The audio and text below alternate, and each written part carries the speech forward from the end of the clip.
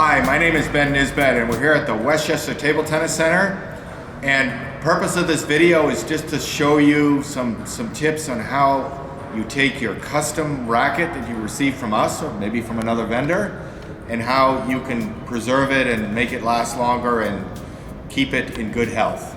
So let's get started. So the first thing that we'd like to do when we recommend is when you get your new racket is to set it up with protector sheets. And these work with inverted rubber. So if you've got long pips or short pips, this won't work. But for inverted rubbers, we like to put sticky protection sheets onto the racket to help preserve the racket when it's not in use. For the GWO, it's a little bit tricky, but once you get your finger underneath, you can peel off this plastic strip. And so now we have the sticky protector, which is right here. We want to lay down the protector sheet on top.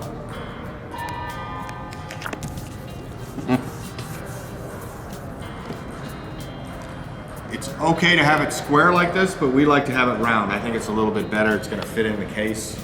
So we take a pair of scissors or a knife. I like to cut not exactly to the edge, but a little bit wider so it's easier to put down. Just slightly wider.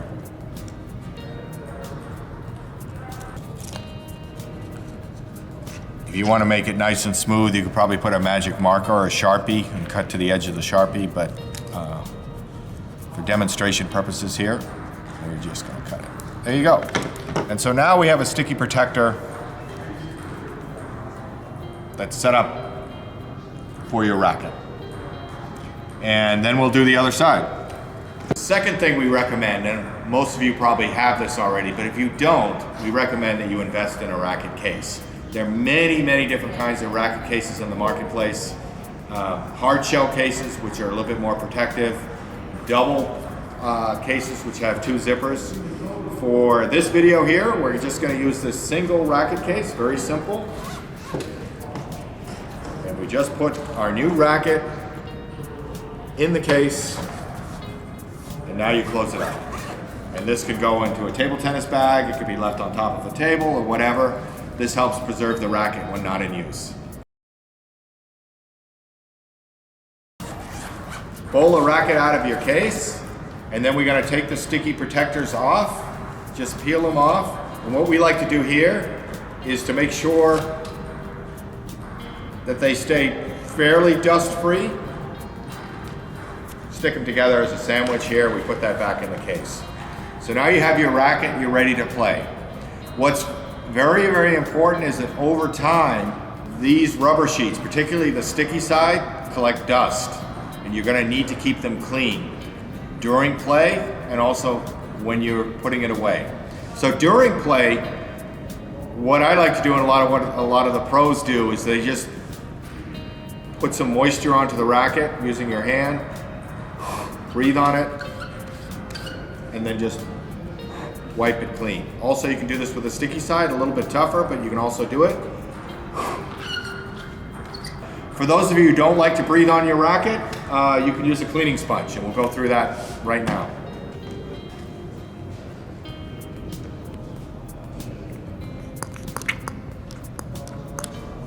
A little bit here, use a cleaning sponge.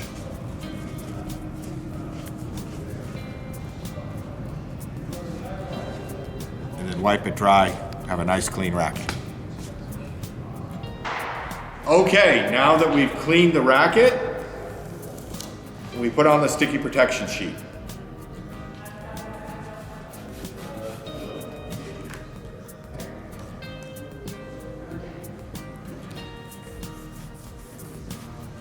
And now your racket is ready to be put away for next use.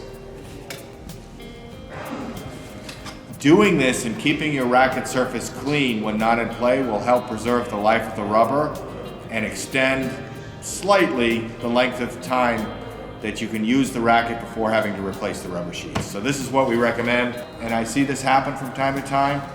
You really need to keep this in a relatively cool and dry place when not in use.